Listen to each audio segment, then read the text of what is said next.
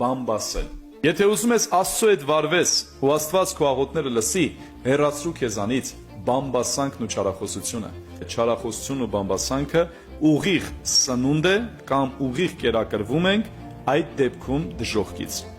Բամբասանքը թույլ մարդկանց զբաղմունք է, թուլամորթների զբաղմունք։ Այսինքն Աստված քո լեզուն տվել է բարեխոսելու համար, դու դրանով օգտագործում ես չարախոսելու համար։ Աստված մեզ լեզու է տվել օրհնելու, պատվի մեջ իրարից առաջ անցնելու համար, ես դրանով բամբասում եմ։ Ինչ է բամբասանք։ Բամբասանքը ում անձից խոսում ես իր բացակայության ընթացքում, դա բամբասանք է։ Եթե խոսում ես լավը, օրհնությունը կամ ինչ-որ մի բան, որը ընդհանուր երևույթն ես խոսում եւ այլն, բայց երբ որ արդեն այդ անձն ես քննարկում, այդ անձի անելիքը, չանելիքը ու ենթադրություններով արդեն զրպարտում ես, դու արդեն չարախոս ես ու բամբաս չի։ Տերն ասում է կանչիր, ես կպատասխանեմ։ Տերն ասում է փնտրիր ու ես կգտնվեմ։ Երբ որ չարախոսությունը դեն գցես քեզանից